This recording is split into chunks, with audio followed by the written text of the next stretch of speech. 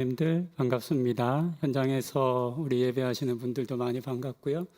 또 얼굴 뵙지 못하지만 온라인에서 예배하시는 우리 성도님들에게도 함께하지 못했지만 같은 은혜 주시기를 바랍니다. 얼마 전에 올림픽 있었습니다. 좀 보셨어요? 재밌으셨죠? 코로나 영향으로 규모도 좀 축소가 된 것 같고 무엇보다 제일 아쉬웠던 것은 응원 소리가 별로 없는 게 아쉽더라고요. 올림픽 하면 이제 운동장을 경기장을 가득 채운 사람들의 응원과 환호성을 듣는 것도 굉장한 같이 이제 흥분하게 만드는 일이잖아요. 그게 없어서 좀 아쉽긴 했습니다. 하지만 그래도 참여했던 선수들이 보여주었던 열정은 조금도 부족하지 않았다라는 생각을 하면서 가끔 저희 아이가 방학 때 올림픽 없었으면 어쩔 뻔했나 싶어요. 정말 학교 안 가고 뭐 방학이기도 했는데 할 일이 없어서 땅을 파는 아이가 아마 땅바닥에 들어갔을 텐데 동굴 파고 올림픽 덕분에 산 것 같아요. 그 아이가 볼 때 틈틈이 옆에서 같이 봤던 기억이 납니다. 이번 올림픽에 참여했던 이제 주로 우리나라 선수들을 봤겠죠. 우리나라 선수들의 경기를 보면서 모두가 참 수고하고 최선을 다했다라는 모습을 봤고요. 몇몇 장면에서는 정말 감동적인 그런 모습도 보았습니다. 그 중에 하나를 뽑으라면 아마 대부분 비슷할 것 같은데요. 여자 배구가 참 놀라웠습니다. 4강은 불가능하다라는 것이 전문가들의 모두의 견해였습니다. 왜냐하면 훨씬 더 우리나라의 세계 등수가 아래이기 때문입니다.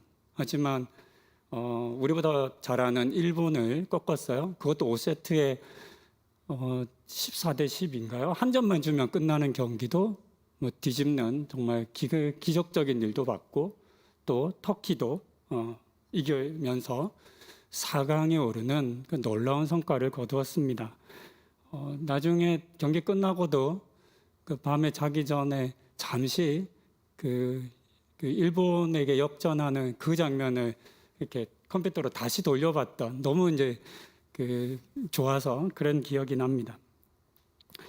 나중에 우리 배구 선수들의 그 몸 상태가 어떤지를 좀 봤어요. 그런 기사들이 많이 나와 있더라고요. 수술을 마치고 재활을 해야 하는 상황인데도 불구하고 자원해서 올림픽에 참가했던 선수가 있더라고요. 자칫하면 선수 생명을 끝낼 수도 있는 위험한 일인데 정말 열심히 뛰는 모습을 봤습니다. 경기 마친 후에 경기 때는 막 날아다니고 뛰고 난리잖아요. 부르고. 근데 경기 마치고 다리를 절고 가더라고요. 이런 모습, 선수들의 모습을 보면서 아니 경기장 안과 코트 안과 밖이 이렇게 다른데 어떻게 저 다리를 가지고 저렇게 높이 배구는 뛰는 경기니까 뛸 수 있었을까? 그러니까 승리한 것도 감동적이었는데 경기장 나와서 다리를 끌고 가는, 절고 가는 모습이 더 감동적이었습니다. 참 대단한 선수들이었죠. 이외에도 뭐 다른 모든 종목의 선수들이 그랬다고 생각합니다. 올림픽 경기를 보면서 이 선수들의 운동하는 모습을 보면서 어떻게 우리 선수들이 이런 놀라운 결과를 거둘 수 있었을까?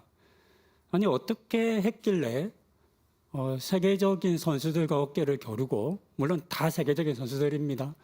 그 중에서도 1등을 할 수 있었을까 생각해 보니까요. 당연하겠지만 올림픽을 그냥 집에서 놀다가 오는 건 아니니까 올해는 특히나 올림픽이 한 해 연기되면서 올림픽을 준비하는 기간이 무려 5년이었더라고요. 생각해 보니까 이 5년간 했던 훈련 때문이라는 것을 알게 되었습니다. 선수들은 스스로를 한계의 상황까지 이렇게 몰아가는 훈련을 반복해서 한다고 합니다. 더 이상 움직일 기력이 없는, 탈진해서 일어설 수도 없는, 그래서 마치 진짜 죽을 것 같은 그런 상황으로까지 훈련한다고 합니다. 근데 그거 한 번 하는 게 아니더라고요. 매일매일 그와 같은 훈련을 반복하면서 그 자신의 몸에 또는 자신의 정신력의 한계를 이렇게 확장시켜 가는 것을 연습한다고 합니다. 그렇게 한계를 계속해서 확장시켜 가면서 실력을 키웠고 체력을 쌓아왔기 때문에 우리가 시청하면서 보는 그런 감격스러운 모습들, 다 졌다라고 포기할 수 있는 그런 상황에서도 배드민턴 같은 경우도 거의 5점 차, 6점 차에서 지는 경기를 따라잡은 경기도 있다고 하더라고요. 심리적으로 보면 이제 끝났다, 한 점만 더 주면 지는 거니까 그럴 수 있음에도 불구하고 포기하지 않을 수 있었던 이유가 있다면 연습했기 때문이겠다라는 생각을 했습니다. 또한 우리 선수들은 승리하기 위해서 정말 많은 것을 포기합니다. 쉽게 말해서 대가 지불을 하는 겁니다. 마음껏 먹을 수 있는 자유가 우리에게 있잖아요. 근데 선수들은 포기하더라고요. 탄산음료 이런 거 몸에 나쁜 것 전혀 먹지 않더라고요. 먹고 싶지만 먹지 않는 거죠. 또 편히 쉬고 늦잠 자는 것도 포기합니다. 보통의 사람들이 누리는 일상의 사소한 것조차도 마음껏 누리지 못합니다. 이런 거 다 먹을 거 먹고 누릴 거 누리고서 어떻게 세계적인 선수가 될 수 있겠으며 또 올림픽이라는 그런 곳에 나가서 승리할 수 있겠습니까? 우리가 이런 선수들의 모습을 알기 때문에 자세히 다 보지는 못했지만 우리가 이런 선수들의 열심과 노력과 땀과 수고를 알기 때문에 대부분의 선수들이 메달을 얻지는 못했지만 우리는 그들에게 아낌없는 칭찬과 또 박수를 보내게 됩니다. 아니까. 얼마나 수고했을지, 얼마나 땀 흘렸을지, 아니 얼마나 울었을지를 아니까 그럴 수 있을 겁니다. 그리고 응원하게 되는 거죠. 다음에는 꼭 더 좋은 성적 거두기를 내가 응원한다, 이런 마음 품게 됩니다. 운동선수들의 모습을 보면서 믿음이라고 하는 이 신앙의 경주, 믿음의 경주를 하는 우리의 자세는 어떠한지를 좀 생각해 볼 수 있겠다 싶었습니다. 믿음의 삶이 그냥 쉬운 건 아니죠. 우리 성도님들 믿음이 되게 쉽게 다가오지 않으실 겁니다. 되게 어려워요. 근데 이 믿음을 얻기 위해서, 믿음의 삶을 살기 위해서 우리 성도님들은 어떤 노력을 하고 있으신지, 하셨는지요. 또 지불해야 하는 대가가 있을 텐데, 믿음 때문에 하고 싶은 거 못하는 게 있을 텐데, 있을 수밖에 없는데 그와 같은 것들을 포기해 보셨는지요. 오늘 저희가 함께 읽은 본문에는 주님 앞에 나와 엎드렸던 두 사람을 우리에게 알려줍니다. 한 사람은 회당장 야이로였고 또 한 사람은 회당장 야이로의 딸이 12살이었잖아요. 그 딸이 태어나서 죽음을 경험할 때까지 이 기간 동안 혈루증을 앓고 있었던 그런 여자였습니다. 이 두 사람은 모두 예수님 앞에 나오기 위해서 포기하고 스스로가 정한 또는 사회가 정해놓은 한계라고 하는 상황을 뛰어넘어야만 했습니다. 그들이 무엇을 포기했는지, 어떤 한계를 넘어섰는지를 우리 좀 살펴보시면서 그들이 보여준 이 믿음을 한번 배워보는 시간 가질 수 있으면 좋겠습니다. 먼저 우리 회당장 야이로라고 하는 사람에 대해서 한번 살펴봅니다. 복음서나 또는 사도행전 이런 데 보면 이제 치유의 은혜를 입은 사람들이 꽤 나옵니다. 그런데 대부분의 사람들이 익명으로 기록됩니다.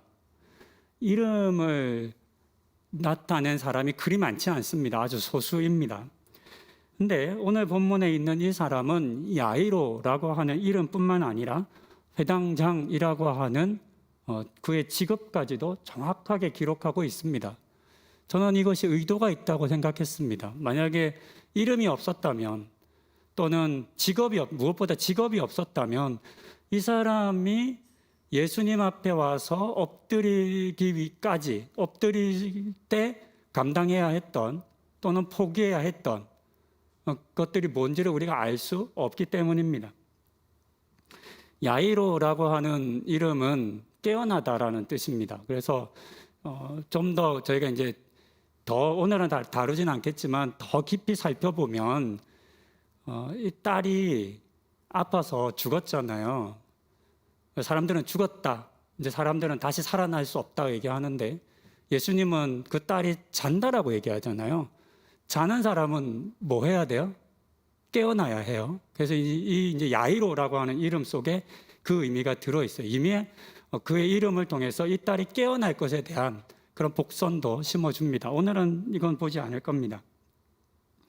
그의 직업에 대해서 좀 살펴보려고 합니다. 회당장이라는 직업입니다. 회당장의 주요 일은 회당을 관리하는 일과 안식일 예식이 있잖아요. 그 예식을 주관하는 겁니다. 오늘날의 저와 같은 목회자라고 이해하시면 쉽게 이해하실 수 있겠습니다. 이 회당장에 대한 사전을 좀 찾아보니까요. 회당에는 회당장이 한 명이 있는 게 아닙니다. 회당에는 회당장이 3명이 있었고 그 3명은 모두 유대교의 원로 장로들이었습니다. 그러니까 장로가 회당장이 되는 겁니다. 그리고 그 아래로 7명의 회당 관리자들을 두었는데요. 그들로 하여금 회당에 필요한 여러 일들을 이제 맡기고 지도하고 감독하는 일을 이제 이 회당장들이 했습니다. 그래서 오늘 저희가 함께 읽었던 본문에도 보면 회당장 중의 하나라고 그렇게 기록하잖아요.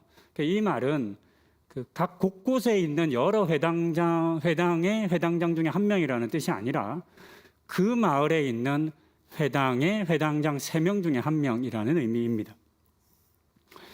회당장이 되기 위해서는 유대교의 원로 장로가 되어야 했습니다.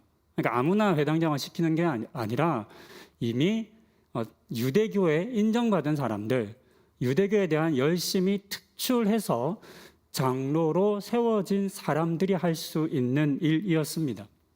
그러니까 우리는 회당장이라고 하는 이 사람의 직업을 통해서 그가 유대교에 열심히 있었던 사람이라는 것, 그것도 특별한 열심이 있어서 대제사장을 비롯해 주변에 있었던 많은 사람들이 그의 열심을 인정해 준, 그 사람이 회당장이 된 것에 대해서 이견이 없는 그런 사람이었다는 것을 알 수 있습니다. 그는 유대교 사회에서 인정받는 사람이었습니다. 유대 종교를 철저하게 믿고 따르는 소위 말해서 목회자와 같은 사람이었습니다. 그런데 지금 그런 그가 예수님을 찾아온 겁니다. 그것도 은밀히 몰래 그렇게 찾아온 것이 아니라 22절에 기록된 것처럼 예수님을 보자마자, 예수님을 발견하자마자 그 발 앞에 엎드려 숙일 정도로 간절히 예수님을 원하고 찾고 있었습니다. 엎드린다는 거 여러분 언제 엎드리세요?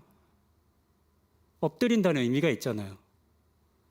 복종한다, 순종한다, 주종관계를 인정할 때 엎드리는 겁니다. 그러니까 예수님 엎드리라고 하지 않았어요.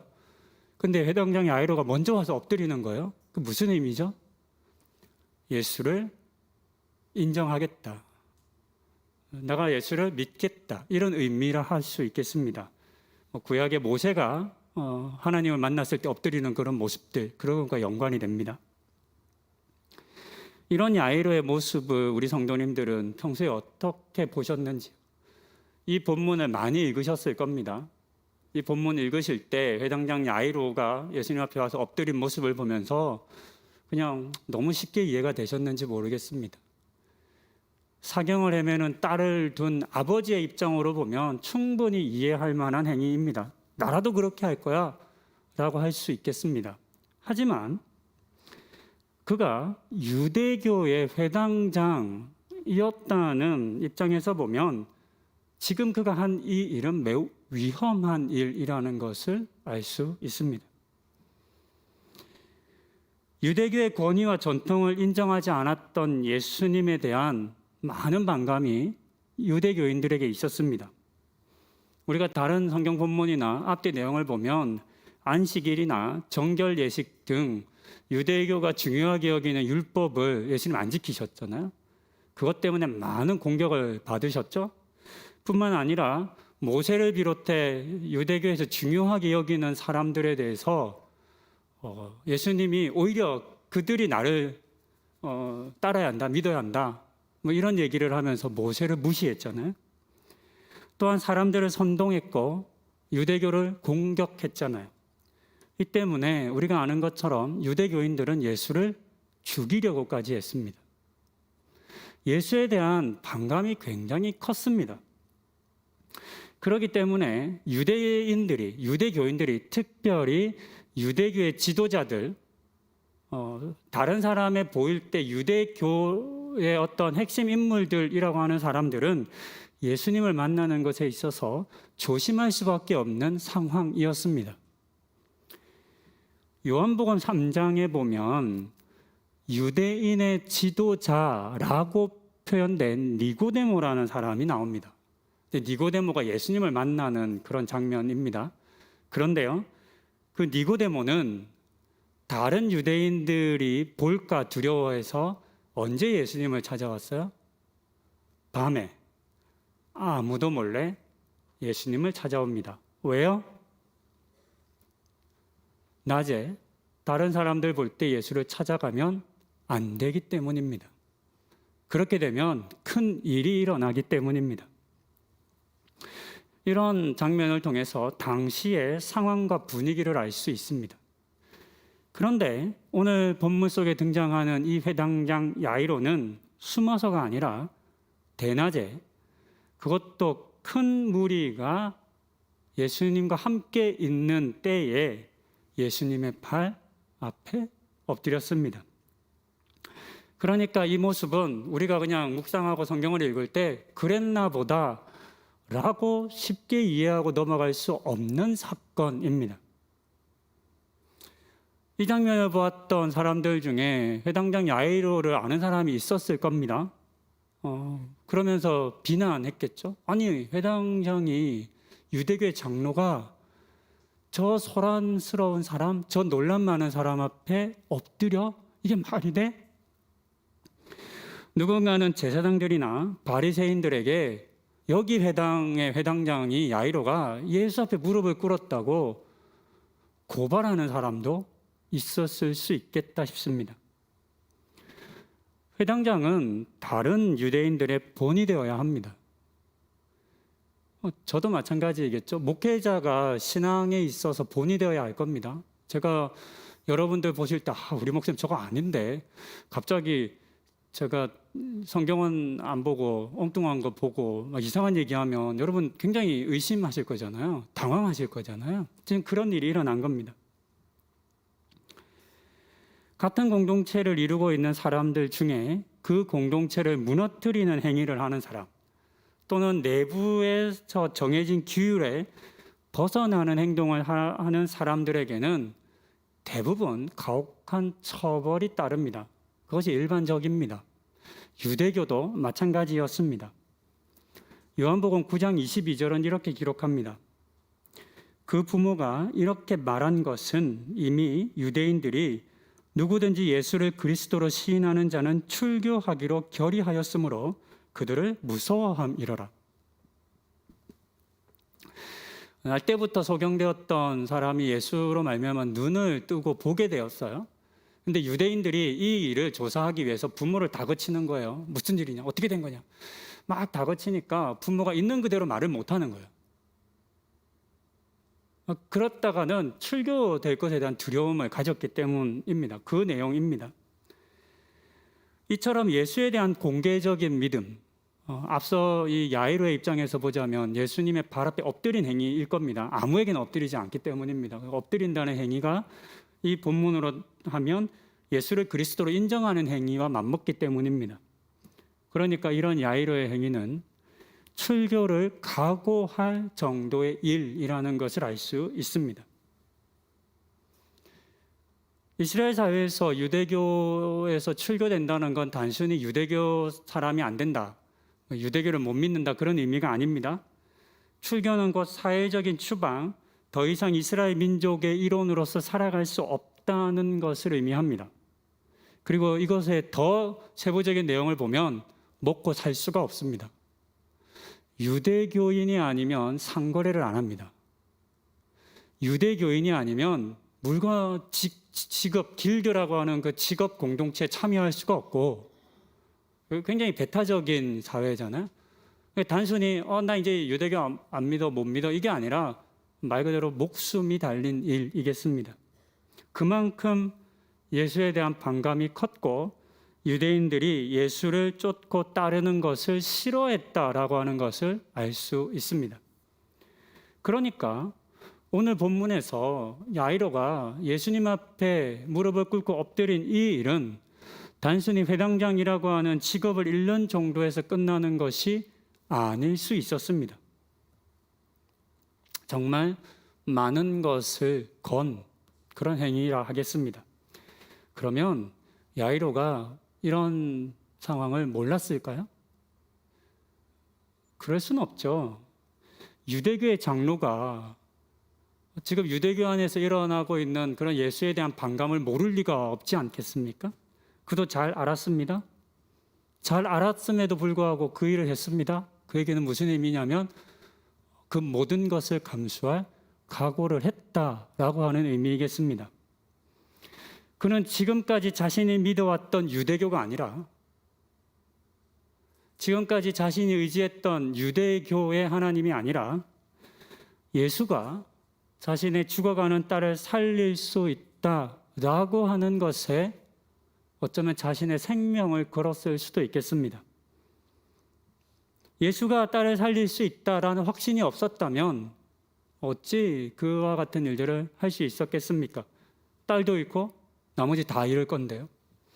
이 확신이 믿음이 되어서 예수를 찾아갔고 모든 것을 걸고 예수님 앞에 엎드릴 수 있었습니다. 야이로의 이 믿음은 지금까지 그가 쌓아왔고 누려왔던 사람들의 좋은 평판, 사회적인 지위, 그리고 직업을 빼앗아갈 수 있었습니다. 하지만 그것이 야이로의 한계가 되지는 못했습니다. 그것 때문에 주님 앞에 나아가지 못하는 일이 다행히도 야이로에게는 없었습니다. 저는 이와 같은 야이로의 모습을 보면서 이런 야이로의 모습이 오늘 우리의 믿음이 어떠한지를 도전한다, 우리의 믿음은 어떠한지 질문한다고 생각했습니다. 우리에게도 이런저런 세상과 사회의 눈치와 압력이 있습니다. 예수 믿으면 예수에 대해서 적대적인 사람들의 그런 압력을 받게 됩니다. 그것을 내가 나타내면, 예수 믿는다는 걸 드러내면 그와 같은 것들이 우리 가운데 주어집니다. 특히 요즘처럼 기독교에 대해 적대적이고 배타적인 사회의 분위기 속에 살아가는 우리 참 많이 힘듭니다. 여러분도 힘드실 겁니다. 요즘은 정말 이 목사라고 하는 그 직업이 참 사회에서는 난감해요. 정말 좋은 인상으로 안 보시더라고요. 예전하고는 확실히, 저도 이제 한 20년째 목회를 하다 보니까 확실히 달라진 걸 느끼겠어요. 이미지나 인상이 예전 같지 않아요. 저는 이제 이렇게 클러지 셔츠를 주로 입잖아요. 그러니까 누가 봐도 주로 신부라고 오해를 많이 하시는데, 어쨌든 이렇게 직업적인 표현이 잘 돼요. 이런 옷을 입고 가면. 근데 예전에는 그렇게 적대적이지 않았던 것 같아요. 근데 요즘은요, 엘리베이터 타면 피해요. 여러분 그런 느낌 아세요? 엘리베이터를 타면 이렇게 환영받는다는 느낌보다 구석으로 가세요. 몸을 돌리세요. 굉장히 당황스러운 그런 상황입니다. 이런 적대적이고 배타적인 사회 분위기 속에서 우리가 신앙생활을 합니다. 믿음을 보여야 합니다. 그런 우리에게 오늘 이 본문 속 야이로가 진정한 믿음은 수많은 적대적인 사람들의 시선 속에서 그리고 지금 누리고 있는 것을 모두 잃을 수도 있다라고 하는 그런 상황 속에서도 그 모든 것을 감수하고 그러면 그러지라고 감수하고 예수님 앞에 엎드리는 것, 예수님을 믿는 것이라고 저는 우리를 도전한다 생각했습니다. 이 도전에 주저하지 않는 우리가 되면 좋겠습니다. 쭈삣쭈삣 주저하고 잃는 게 많을까 얻는 게 많을까 이렇게 고민하는 것이 아니라 주저하지 않고 주님 앞에 엎드리는 그런 응답을 그런 대답을 하는 저와 여러분들이 되기를 소망합니다. 한편 이렇게 이제 병들어서 거의 죽어가는 딸을 구하기 위해서 서둘러 이제 길을 나서게 됩니다. 야이로의 집에서 만난 게 아니기 때문에 예수님을 만나서 야이로의 집까지 가야 되는 거예요. 근데 사람들이 야이로라고 하는 사람이 나타나서 딸을 고쳐주세요, 엎드리고 이런저런 이야기를 다 들었잖아요. 근데 그게 궁금한 거예요. 어떤 일이 일어날까? 그래서 사람들이 빨리 가자고 예수님을 재촉합니다. 그래서 오늘 본문에도 기록된 것처럼 사람들이 예수를 밀치면서 갑니다. 그냥 예수님이 세워라 내어라 가게 내버려두는 게 아니라 우리가 좀 빨리 가자고 재촉할 때 사람을 뒤에서 밀잖아요. 밀치면서 가요. 많은 사람들이 예수를 밀치면서 갔다고 성경은 기록합니다. 근데 그 순간에 전혀 예상하지 못했던 한 사건이 일어납니다. 갑자기 예수님께서 멈추시는 거죠. 그리고 뒤를 돌아보시면서 누가 내 옷 만졌어? 이렇게 질문한 겁니다. 굉장히 당황스러운 질문이잖아요. 많은 사람들이 예수님을 밀치고 갔는데 여기서 지금 누가 내 옷 만졌어? 라고 하는 질문은 전혀 맥락이 안 맞는 질문이죠. 그러니까 31절 읽어보시면 제자들의 짜증이 그대로 드러납니다. 도대체 무슨 얘기 하세요? 아니 수많은 사람들이 밀치고 있는데 여기서 누가 내 몸에 손댔냐고 얘기하면 뭐 누구라고 답해요? 여기는 다요 다. 뭐 어쩌라는 거예요? 이런 식의 뉘앙스의 답변입니다. 막 화가 난 거예요. 제자들이. 짜증이 났어요. 그런데 예수님은 그런 제자들의 답변에 전혀 아랑곳하지 않죠? 왜냐하면 아셨으니까. 그리고 주위를 둘러보시고 그 여자를 찾습니다. 아무도 모를 거라고 생각했던 일 또는 누구도 신경 쓰지 않을 거라고 생각했던 이 여자가 예수님을 만진 것을 예수님 아셨던 거죠. 보니까 예수님을 밀치고 사람들이 가는 그 혼란한 와중에 어떤 한 여자가 예수님 뒤로 몰래 와서 적극적으로 몸을 만진 것도 아니고 예수님의 옷에 손을 대었던 사건이 있었습니다. 근데 그 아주 사소한 누구도 관심 가지지 않는 그 사건을 예수님이 아셨습니다. 그리고 29절에 기록된 것처럼 그 여자도 알았습니다. 예수님의 옷에 손을 댄 순간 자신의 몸이 깨끗해졌다는 것을 알았습니다. 그러면서 멈춰서 찾는 그 예수님의 시선을 봤을 때 예수님이 나를 찾고 있구나라는 걸 알았던 겁니다. 그래서 오늘 본문에서도 이 여자가 예수님 앞에 나와서 엎드리잖아요. 그러니까 오늘 이 본문의 이 두 야이로와 여인의 모습에 한 사람은 앞으로 나와서 엎드리는 장면으로 시작하고 다른 사람은 뒤로 숨어와서 예수님을 만나지만 결국적으로 다시 앞으로 와서 예수님 앞에 엎드리는 장면이 동시에 기록이 됩니다. 그러니까 다른 모습으로 왔지만 결국은 모두가 예수님 앞에 엎드리는 동일한 한 사건으로 귀결되는 사건으로 해석할 수도 있습니다. 이 여인은 12해 동안 12년 동안 혈루병을 앓았던 여자입니다. 혈루병은 몸에서 이제 피가 멈추지 않는 병이라 그래서 유출병이라고도 부릅니다. 레위기 15장에 보면 이제 이 병에 대한 기록이 있는데요. 이 병을 앓는 사람은 부정한 사람이 되는 그런 기록이 있습니다. 그런데 더 이제 이 유출병을 앓는 사람을 힘들게 한 것은 유출병을 앓는 사람은 7일 동안 부정해졌어요. 그런데 유출병을 앓았던 사람들이 썼던 침대, 앉았던 의자 또는 그 사람의 몸을, 옷을 만지면 그곳에 접촉한 사람들, 부지 중에 아무 의자에 앉을 수 있잖아요. 근데 그 전에 유출병에 있던 사람이 앉았는데 그것을 정화하지 않고 다음에 그냥 일반 사람이 앉았다. 그러면 그 사람이 그 순간에 부정해져요. 그래서 그 사람이 그날 저녁까지 부정해집니다. 그러니까 그 유출병 앓은 환자의 부정이 다른 사람의 정가되는 거죠. 이게 굉장히 무서운 일입니다. 왜냐하면 우리가 여리고에서 예루살렘으로 가는 중에 강도 만난 사마리아인의 이야기를 듣잖아요. 근데 그곳을 지나가는 제사장과 레위인들이 아무도 그 죽어가는 사람을 만지지 않죠. 왜요? 이 부정해지는 것 때문입니다. 피를 만지거나 죽은 사람을 만지면 부정해져요. 그 사람은 부정해진 순간 아무것도 못해요. 성전에 들어가지도 못하고 제사장으로나 레위인으로서 마땅히 해야 할 아무 일도 못해요. 공동체 안에 들어가지를 못해요. 그 부정을 정하게 하는 기간과 제사를 따로 드려야만 했습니다. 그러니까 유대인 사회에서 부정한 사람이 나타나게 되면 어떻게 되냐면 부정한 사람을 그 공동체 밖으로 내쳐야 합니다. 안 그러면 자기가 부정해지니까. 아무도 부정한 사람을 가까이 하려 하지 않았습니다. 당연히 그 사람을 만지는 일은 없겠죠. 만지면 부정해지니까. 그러니까 이 유출병을 앓는 사람은 누구도 환영받지 못하는 사람이 됩니다. 사회적으로 거의 매장에 가까운 대우를 받게 됩니다.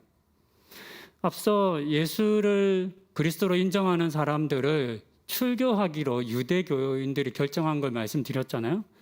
근데 이미 이 여인은 그와 마찬가지, 출교된 것과 마찬가지의 삶을 살고 있었다라고 하는 걸 우리는 알 수 있습니다. 그것도 무려 12년 동안이나. 이 여인은 어떤 삶을 살아왔을까요? 사랑하는 사람들과 함께 어울려 일상의 평범한 삶을 살았을까요?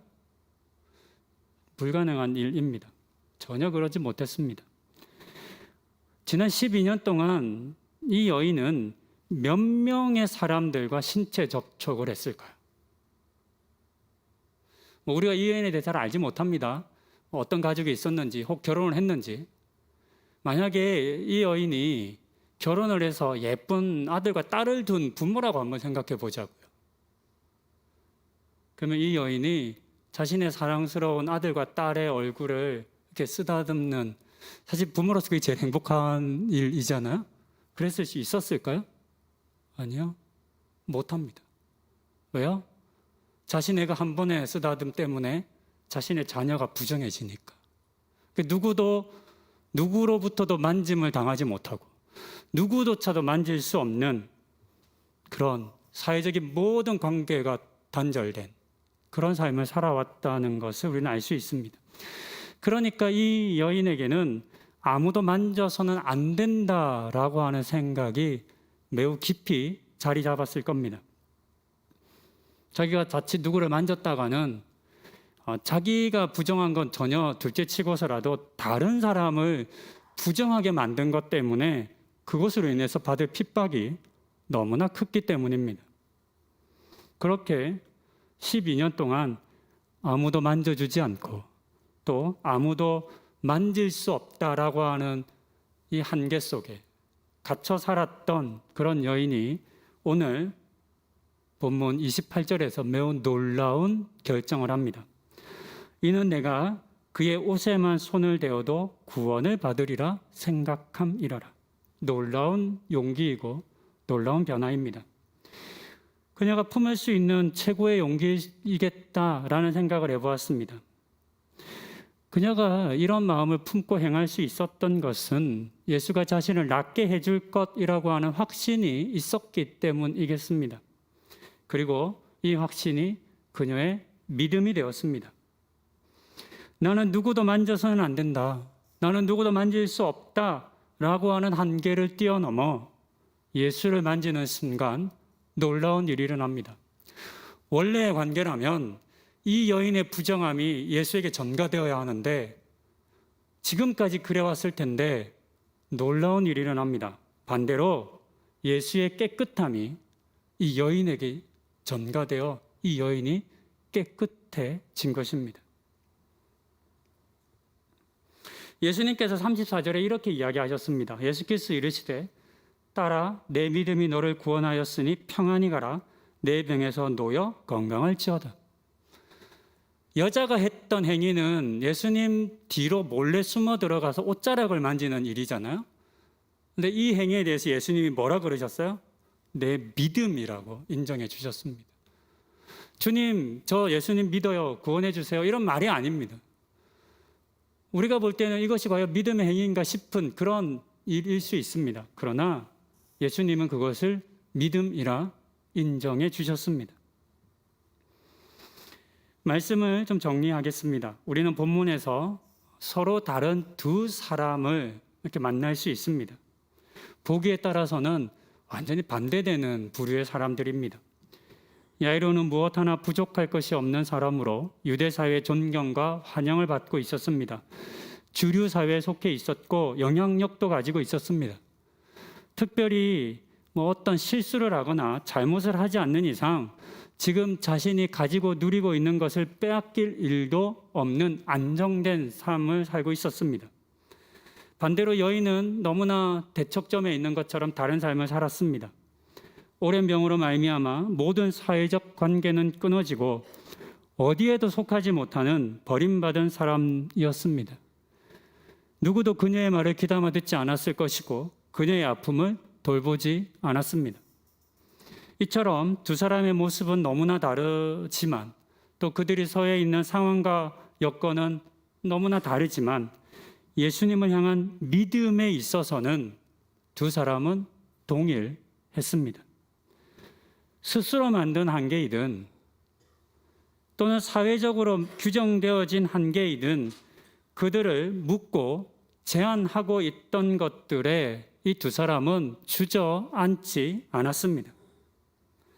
두 사람 모두에게는 자신이 처한 상황과 여건을 뛰어넘고자 하는 마음이 있었습니다. 그리고 그것을 행하는 용기도 있었습니다. 이 마음과 용기가 그들을 구원해 줍니다. 이 같은 두 사람의 믿음은 어떤 상황에서도 믿음을 보일 수 있어야 한다고, 믿음을 향한 삶을 살아야 한다라고 오늘 우리에게 이야기를 해주는 것 같습니다. 야이로나 또는 본문 속 여인과 현대를 살아가는 이 자리에 있는 또 온라인으로 예배하시는 우리 성도님의 모습은 다릅니다. 같을 수가 없죠. 어떻게 같겠습니까? 우리는 다 다른 삶을 살아갑니다. 우리가 처해 있는 환경도 다르고 각 사람이 직면하고 있는 한계나 사회적 압력과 또는 장벽, 스스로 세워놓은 나는 정말 이게 너무 힘들어서 믿음 생활 못하겠어 라고 하는 이와 같은 것들도 같을 수가 없습니다. 다 다를 겁니다. 살아가는 모습과 방식도 다 다르겠습니다. 하지만 우리의 믿음은 그들과 같을 수 있지 않겠습니까? 우리의 믿음은 그들이 보여주었던 그 믿음과 같아야 하지 않겠습니까? 때로 우리는 내가 처한 상황과 여건은 도저히 믿음을 보일 수 없는 상태라고 이야기하곤 합니다. 여기서 제가 믿음을 얘기하면 이 계약 못해요.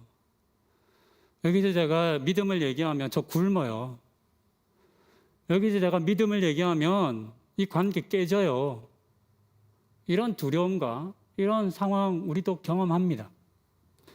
그런 사람들에게 야이로와 같이 예수님 앞에 당당히 나아가 엎드려 간구할 수 있는 믿음이 필요하겠습니다.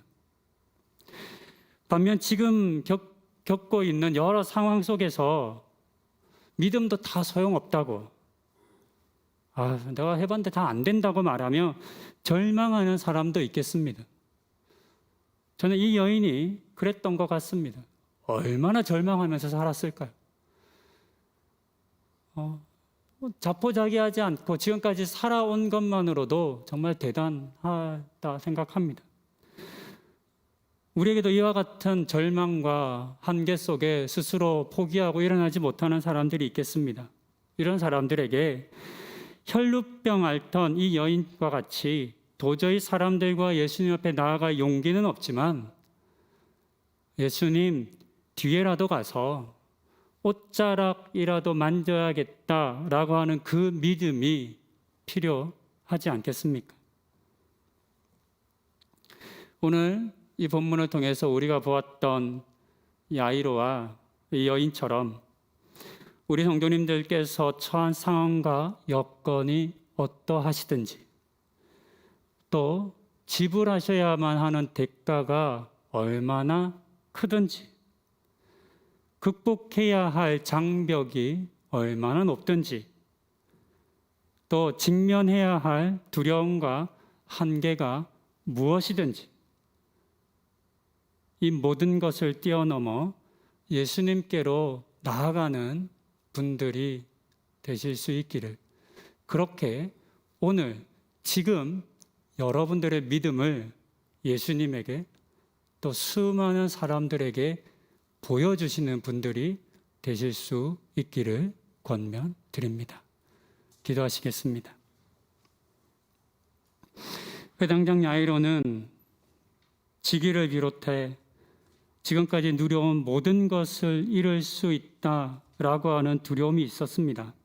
하지만 그 두려움을 이기고 예수님 앞에 엎드리는 믿음을 보여주었습니다. 혈루병으로 고통받던 여인은 부정한 사람이 되어 누군가를 만질 수 없다는 두려움을 가졌습니다. 하지만 그 두려움도 이기고 예수님의 옷자락에 손을 대는 믿음을 보여주었습니다. 이 두 사람의 믿음이 오늘 우리의 믿음이 어떠한지를 묻는 것 같습니다. 이런저런 세상의 시선과 압박에 눌려 또는 내가 가진 것을 지키기 위해 믿음을 보이지 못하는 것이 오늘 우리의 모습은 아니지요. 운동선수들이 매일의 힘든 훈련을 통해 자신의 한계를 확장해 가는 것처럼 매일매일 믿음의 연습과 훈련을 하며 믿음의 한계를 확장해 가는 우리가 되게 하옵소서.